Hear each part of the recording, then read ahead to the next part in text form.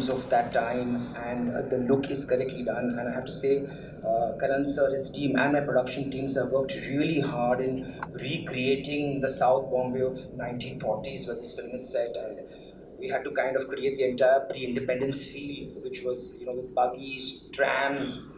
We had to put up these gas lights because the lights on the streets at that point were with gas lights. So it's a lot of work in terms of pre-production and post-production. I have to say the teams have worked extraordinarily well, to give it that look and feel that allows us to identify with the time, the period, and the movement that was there at that point. And yeah, so it was very challenging, but I'm really thankful to Kanan, his team, our production team, the VFX team, and Amazon Prime, who've been very, very patient and supportive through this whole process. And yes, we have a wonderful film now that's ready. Thank you so much. Karan, I'd like to ask you, how do you make sure that, the scale of things, it actually goes hand in hand with the vision of the story? So how do you ensure that the scale is not compromised Um, well, scale is something that is subjective. I mean, it really truly is. Sometimes the scale of the story is so strong, the emotional scale of the story is so that you just have to get your core research and aesthetics right. But the emotional energy of the film will take care of the scale. Scale is not just putting up a massive set. Scale is not just showing like a crowd of 10,000 people. But if your essence of emotion is missing in that moment, then no matter what you do, you will be overcompensating. So I think Air Vatan Mere Vatan has a lot of high emotional scale. And the scale is within the narrative of the film. It doesn't need, it has the best aesthetics. It has all the right detailing. It has the most, I would say, researched detailing. But when you walk out of the film, you will not take that how big was this film. You will come out saying how big the film's heart is and the film's soul is. And that is always more critical than anything. It's refreshing to hear that answer in a time where we've all been just looking at things that are bigger than us and looking at numbers that are bigger than us. Thank you. You just bring it so strongly back to story and heart. Thank you for that. But that is what the essence of any kind of content is, right? The heart lies in its narrative, in its story. That's where it all begins. The rest is all dressing, right? You can dress it to the best of your ability with the best of teams available, but you will be doing just that if the crust is not there. You will just be dressing. And we've all been victim to that as well, where, today we are told tentpole films, big event films are the only way forward. Then you have a film called 12th Fail that connects with the whole of this country. Where is that scale? Where is that blockbuster stardom? Great actors, great filmmakers can translate into a movement, into an absolutely humongous cinematic movement, and that's what's happened. Every rule has been broken. Every myth has been shattered in the last couple of years. There was a time where we were told cinema is out, OTT is the way forward. Now we are told, oh, let's create a balance because cinema is back and OTT is also still doing so phenomenally. Then we're told, make only big tentpole films and then a 12 fail works. So like, Aur Zara Hat Ke Zara Bach Ke, where everyone has said small town films should not be made, and then again it's made and it breaks box office records. So what are you meant to follow? You're only meant to follow two things: conviction and story, nothing else. Round of applause. Thank you. Thank you. Thank you. Sara, I mean, Karan sir, of course, defined that for us, that it's inspired by a real life character.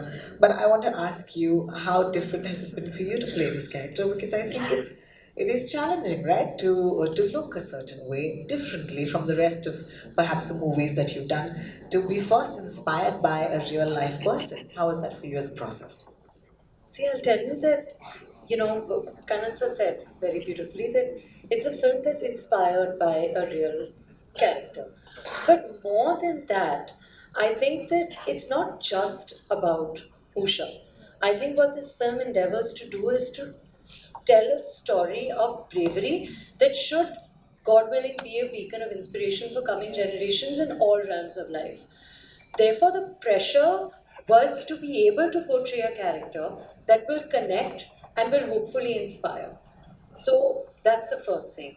I also think, as far as the de-glamorous or visual is concerned. People asked me that, oh, so how did it feel that there wasn't much glitter and glamour involved? And I was like, not at all. Ratna was the costume designer, and I sat with her and I said, listen, you give me the uncomfortable shoes if you have to. You give me like loose fit kurtas. We don't need like any, silhouette and any of that. Hair makeup is okay. I've never ever done a film without mascara or nail polish. I kind of am obsessed with these two things. I enjoy them. None here. So it's been like visually also very different for me to be able to do something like this. But like Karan sir said, he spoke as a filmmaker, as a producer, and I'll say the same as an actor. I think that the film's soul is what's beautiful. It's actually not about the mascara or the silhouettes or the nail polish. I think that inner strength and inner beauty is what this film tries to showcase and portray. And that's where the challenge really was. I also feel that I'm a very modern girl. The way that I speak, I'm louder than most girls, also. I have a slightly bindas exterior. Back then, that was not the way it was. So I think that working on body language a little bit, containing myself a little bit, channelizing my energy through Kannan sir's instructions constantly was where the challenge really was, because Usha's strength is one that we believe is very intrinsic, it's very inherent. और जब अंदर आपको पता होता है कि आप सच बोल रहे हो, आप सत्य के रास्ते पर चल रहे हो, तो आवाज़ ऊंची करने की ज़रूरत नहीं पड़ती. वो एक ठहराव अंदर आना बहुत ज़रूरी होता है, and that's what Karnatsa helped me get. Amazing, amazing. A round of applause, please. Thank you. Kanansa, we've used this word quite a bit, inspired by inspiration. But I want to ask you this, that how do you translate inspiration to words and then to visuals? Inspiration to words and then to visuals. you know, Karan has actually already eloquently answered the question, right? If your heart is in the right place about the film, it's miraculous how magically everything just flows out. It really does. But the key thing is to cultivate your heart with respect to a script, that it's in the right place, so that you instinctively know whether a location is right or not, whether a certain lens magnification is right or not, whether the actor is exactly on sur or not. So it is something, it may sound very nebulous and vague, but the bottom line is that to sync it, to sync all the technical aspects of the film to what your heart is telling you. I must take us one question before then in that case, because it was already eloquated by Karan some time ago. Are you a history buff, and why do you find this chapter of history so interesting?